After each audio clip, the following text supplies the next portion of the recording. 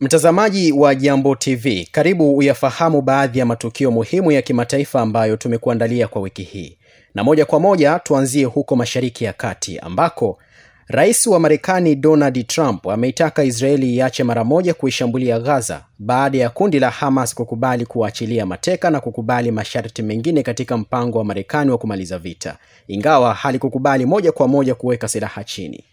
Amebainisha hayo katika mtandao wa Truth Social ambapo vyombo vya habari vya Israeli baada ya wito wa Trump vimeripoti kwamba Wizara ya Mambo ya Nje ilikuwa imelielekeza jeshi kupunguza mashambulizi ya kivita huko Gaza.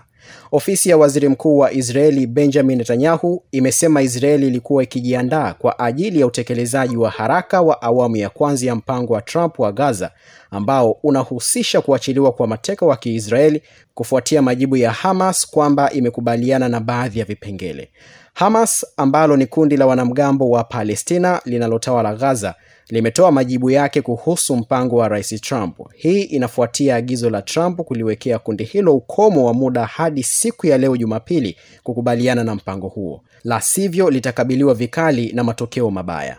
Kwa muda mrefu, Trump amejinadi kama ndiye anayeweza kuleta amani huko Gaza na ametumia nguvu kubwa kujaribu kumaliza vita hivyo vilivyodumu kwa miaka miwili. Hata hivyo, vimeua maelfu na kuifanya Israeli ambayo ni mshirika wake itengwe na mataifa mengine duniani. Hata hivyo, wachambuzi wanasema mpango huo ikiwa utafuatwa kwa ukamilifu, unaweza kumweka Waziri Mkuu Benjamin Netanyahu katika utata, kwani atatakiwa kujibu baadhi ya hoja katika siasa za ndani ya taifa lake, huku wakibainisha kuwa jambo hilo Netanyahu analikemea vikali. Na sasa tuelekee huko Marekani ambako mfanyabiashara wa muziki wa hip hop nchini Marekani Cindy Combs amehukumiwa kifungo cha zaidi ya miaka 4 jela baada ya kupatikana na hatia ya makosa mawili yanayohusiana na unyanyasaji. Hukumu hiyo imetolewa wiki hii na Jaji Arun Subramanian katika mahakama ya shirikisho ya wilaya ya kusini mwa New York iliyoko Lower Manhattan jijini New York nchini Marekani. Licha ya kuondolewa hatia ya mashitaka mazito ya biashara ya ngono, Jaji Arun Subramanian alimkemea vikali kwa kuwatesa watu aliohusiana nao katika mapenzi, akiwemo Cassandra Ventura na mwanamke aliyefahamika kama Jen kwa miaka mingi. Baada ya kutolewa kwa hukumu hiyo, imebainishwa kwamba Combs anaweza kuachiliwa chini ya miaka 3 ikiwa atapewa punguzo la muda kutokana na kipindi alichokaa kizuizini tangu alipokamatwa Septemba 16 mwaka uliopita. Combs mwenye umri wa miaka 55 alionekana mtulivu wakati jaji alipotangaza hukumu hiyo baada ya karibu kikao cha siku nzima kilichoketi kujadili kesi za mtumiwa huyo. Hapo awali kulikuwa na hofu kwamba Combs angekabiliwa na hukumu ya juu zaidi ya miaka 20 jela baada ya kupatikana na hatia mwezi Julai kwa mashitaka mawili. Hata hivyo, jopo la majaji lilimwachilia huru katika mashitaka mazito yote zaidi ya upangaji uhalifu na biashara ya ngono ambayo yangeweza kumpa hukumu ya kifungo cha maisha jela. Na sasa tugeukie Madagascar. Rais wa Madagascar Andry Rajoelina wiki hii amesema yuko tayari kusikiliza ili kupata suluhisho kwa matatizo yanayoikabili nchi hiyo, lakini wakati huo huo akionekana kupuuza na kupinga vikali miito ya yeye kujiuzuru iliyosababishwa na vuguvugu la kitaifa la maandamano yaliyoongozwa na vijana.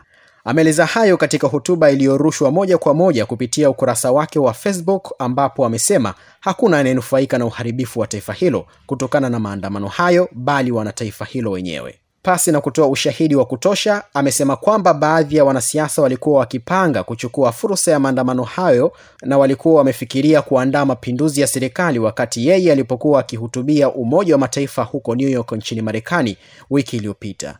Siku ya Jumatatu jioni, kiongozi huyo alivunja serikali yake na kubakiza baadhi ya mawaziri hadi pale itakapoundwa serikali mpya, huku lengo la kufanya hivyo likiwa ni kutuliza hasira za umma. Taarifa za awali kutoka Umoja wa Mataifa zimesema watu 22 waliuawa na zaidi ya 100 walijeruhiwa katika siku chache za kwanza za maandamano hayo. Hata hivyo, serikali ya taifa hilo ilikanusha vikali takwimu hizo. Na sasa katika vita vya Urusi na Ukraine. Rais wa Urusi Vladimir Putin amemuonya Rais wa Marekani Donald Trump kwamba ikiwa ataipa Ukraine makombora aina ya Tomahawk itasababisha ongezeko la hatari katika mzozo unaoendelea.